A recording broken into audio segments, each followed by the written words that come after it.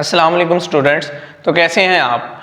आज हम new topic के साथ हैं और जैसा कि वाइट बोर्ड पे लिखा नज़र आ रहा है रेडिकल एक्सप्रेशन के बारे में है। ठीक है, आगे जो एक्सरसाइज हम स्टार्ट करेंगे वो सारी इसी पे डिपेंड करती है। ठीक है, रेडिकल एक्सप्रेशंस। ठीक है, इसको स्टार्ट करने से पहले मैं एक चीज़ बताना चाह रहा हूँ आपको, रेडिकल और एक्सप्रेशंस क्या है। ठीक है, रेडिकल आपने ये साइन तो पढ़ा होगा। ठीक है, इस साइन को क्या कहते हैं? Square root. Very good. अब इसको हम जो पढ़ेंगे वो इसे रेडिकल कहेंगे। अब इसको हम रेडिकल साइन कहेंगे। ठीक है, अब जो इसका न्यू नेम है वो रेडिकल साइन है। और एक्सप्रेशंस, एक्सप्रेशन के बारे में आपको पता होना चाहिए। एक यहां पे मैं कोई वैल्यूज लिख लेता हूं। ठीक है, अब ये मैंने लिख ली, ये एक्सप्रेशन है। ठीक है, इसके अंदर टर्म्स ऐड या सब्ट्रैक्ट मल्टीप्लाई हो रही हैं, ये एक्सप्रेशंस है। अब इसको हम स्टार्ट करेंगे कि इसकी डेफिनेशन अब क्या बनेगी। सिंपल दोनों चीजें बता दी मैंने। एक ऐसी एक्सप्रेशन जिसके अंदर रेडिकल साइन यूज हो वो रेडिकल एक्सप्रेशन होगी। ठीक है, सिंपल डेफिनेशन इसकी क्या बनेगी, मैं इसको रिमूव कर देता हूं।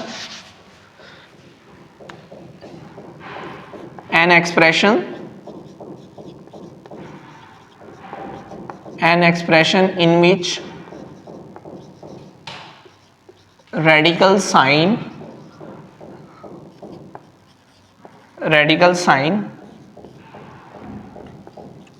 is used is called radical expression. Radical expressions। ठीक है, अब इसकी मैं एग्जाम्पल लिख देता हूं क्योंकि कोई भी डेफिनेशन है उसकी आपको एग्जाम्पल तो लाजमी लिखनी पड़ेगी। ठीक है, ये एग्जाम्पल मैं यहां पे कोई भी एक नंबर लिख लेता हूं, x + 1, ये एक एक्सप्रेशन है। ठीक है, आप यहां पे और लिख सकते हैं स्क्वायर रूट 2 लिख सकते हैं, ये भी रेडिकल है। ठीक है, एक टर्म है तो रेडिकल एक्सप्रेशन है। इसी तरह हम कुछ और लिख लेते हैं, स्क्वायर 3³ (5 + 1), ये सारी इसकी ना एग्जाम्पल्स आ जाएंगी। ठीक है, रेडिकल एक्सप्रेशंस की एग्जाम्पल्स, इसी तरह से और भी बहुत सारी इसकी एग्जाम्पल्स हैं। तो इससे पहले एक छोटी सी डेफिनेशन और भी है जो है हमारे पास, nth रूट ऑफ a। ये क्या होता है आपको इसको भी अंडरस्टैंड करना पड़ेगा। कुछ स्टूडेंट्स यूं कर देते हैं कि रेडिकल एक्सप्रेशंस की डेफिनेशन के अंदर nth रूट की जो डेफिनेशन है वो लिख देते हैं, जबकि रेडिकल एक्सप्रेशन की डेफिनेशन ये है जो मैंने ऊपर लिख दी है। ठीक है, इसमें क्या है, if n is positive integer greater than, उसके बाद क्या है, and a is real number. जो a हम यूज कर रहे हैं वो रियल नंबर है। ठीक है, देन एनी नंबर, यहां पे लिखेंगे हम देन एनी नंबर कोई भी नंबर है सच दैट x है, उसको कैसे रिप्रेजेंट करेंगे, हम यूं रिप्रेजेंट करेंगे उसको। ठीक है, और इसको हम कहेंगे is called nth root of a। इसके अंदर वो ये कह रहा है कि हमारे पास कोई पॉजिटिव इंटीजर्स है, a हमारे पास एक रियल नंबर्स है, a कोई भी रियल नंबर्स है, देन एनी नंबर कोई भी हमारे पास नंबर है वो क्या लिखेंगे हम, is equal to a nth root of a। ठीक है, ये इसकी nth रूट की डेफिनेशन हो गई है। ठीक है, इसके बाद ये जो चीज लिखी है इसके भी स्पेसिफिक नेम है। ये मैं यहां पे नंबर लिखता हूं, x is equal to NA। ठीक है, अब इसमें तीन चीजें यूज हो रही हैं, कौन सी यूज हो रही हैं, एक ये a यूज हो रहा है और n यूज हो रहा है। ठीक है, n हमारे पास क्या है, n हमारे पास इंडेक्स है, n को हम क्या करेंगे, इंडेक्स है। इंडेक्स भी कह सकते हैं इसे, एक्सपोनेंट भी कह सकते हैं, एक्सपोनेंट ठीक है, और भी 2-3 इसके नेम है। फिर ये हमारे पास मैंने ऑलरेडी लेसन स्टार्ट होने से पहले बता दिया था कि ये हमारे पास क्या है, रेडिकल साइन है। और ए हमारे पास जो आएगा उसे हम कहेंगे रेडिकेंट, रेडिकेंट, ठीक है, ए हमारे पास रेडिकेंट है। इसी तरह अब रेडिकल एक्सप्रेशंस के कुछ लॉज हैं वो हम रीड आउट करेंगे।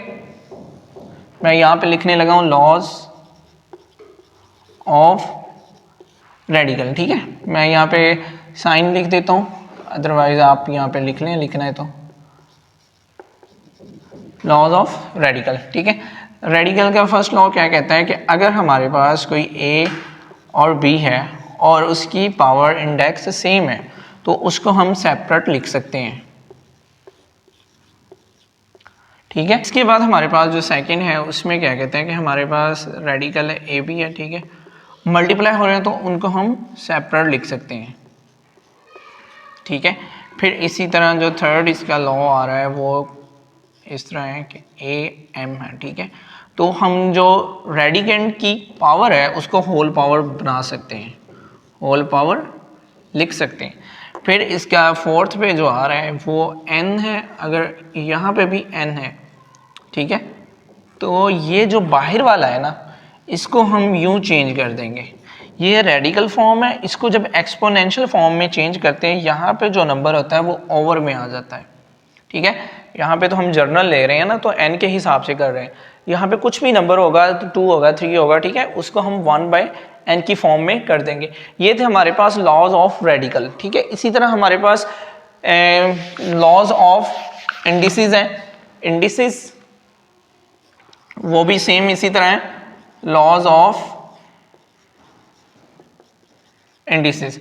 फर्स्ट लॉ क्या है कि अगर आपके पास 2 नंबर्स मल्टीप्लाई हो रहे हैं, ठीक है, उनकी पावर सेम है तो उनको हम अलग अलग भी लिख सकते हैं, ठीक है।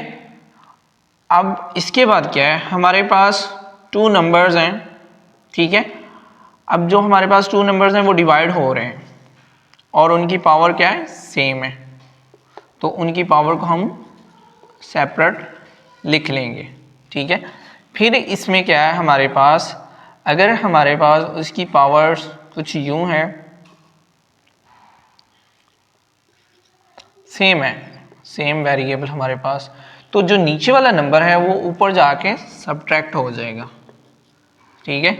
अगर हमारे पास वो सेम नंबर मल्टीप्लाई हो रहे हैं, ठीक है, मल्टीप्लाई बाय a की पावर m, तो हम उसे क्या करेंगे, अब उसे सम डिफरेंस की फॉर्म में उनकी पावर्स ऐड हो जाएंगी, ठीक है।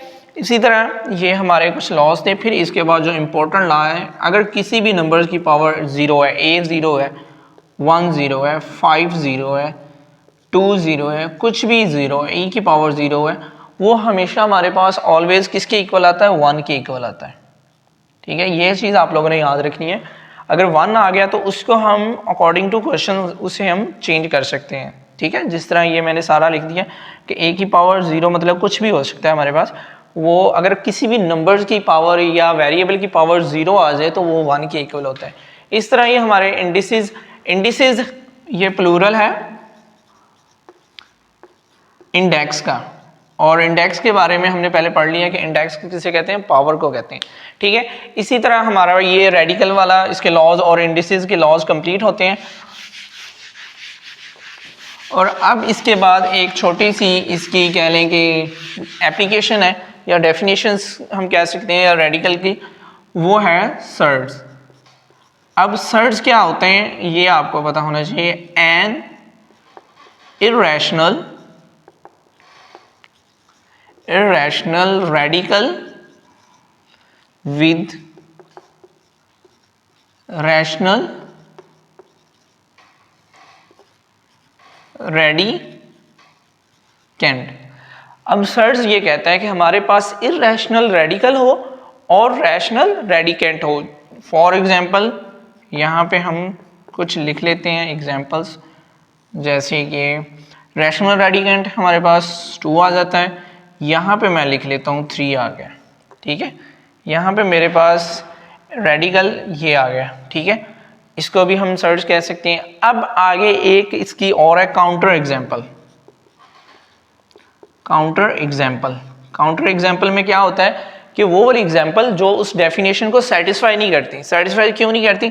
अब ये देखें, इसके अंदर हमारे पास पाई आ जाए, 3 आ जाए, उसने हमें डेफिनेशंस में ये कहा था कि इरेशनल रेडिकल होगा, ठीक है, लेकिन रैशनल रेडिकेंड होगा। अब इसके बाद ये जो रेडिकेंड है, ठीक है, हमारे पास रेडिकेंड है, ये हमारे पास इरेशनल है, ठीक है, जबकि हमें कौन सा चाहिए? रैशनल चाहिए।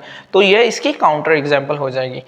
और इसके बाद हमारे पास आगे सर्च की एप्लीकेशंस हैं, ठीक है, यहाँ पे मैं लिख देता हूँ एप्लीकेशंस, ठीक है। एप्लीकेशंस में क्या है? फर्स्ट में इसका पॉइंट ये आता है कि मोनो सर्च, मोनोमियल सर्च। अब मोनोमियल सर्च क्या होता है? जब भी मोनो का वर्ड्स आएगा कहीं पे भी, ठीक है, कोई भी साइंस, फिजिक्स, केमिस्ट्री, बायो या मैथ है, तो मोनो का मीन होता है 1। मोनो का मीन 1, ये आप लोगों ने याद रखना है। अब ऐसा सर्च जिसके अंदर एक ऐसी एक्सप्रेशन जिसके अंदर एक सर्च यूज हो, जैसे ये है, ठीक है, और मैं एक और लिख देता हूं 7, ये ETC, ठीक है, इसके अंदर एक सर्च यूज हो रहा है, तो ये मोनोमियल हो गया, ठीक है। अब इसके बाद सेकंड क्या है? कॉन्जुगेट। कॉन्जुगेट किस तरह लेना होता है? कॉन्जुगेट, ठीक है, कॉन्जुगेट ऑफ सर्च,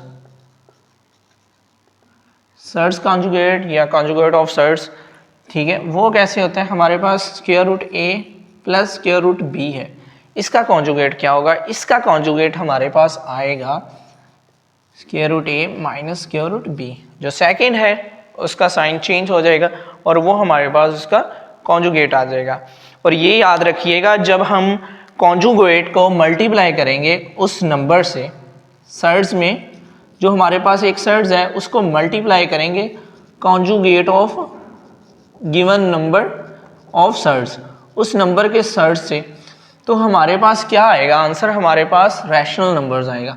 नंबर्स हमारे पास किससे लिखेंगे उसको? Q से, हमारे पास रैशनल नंबर्स आ जाएंगे। इस तरह ये आज की जो हमारे पास वीडियोस थी वो कंप्लीट होती है और इसके बाद नेक्स्ट वीडियो में हम एक्सरसाइज 1.2 स्टार्ट करेंगे।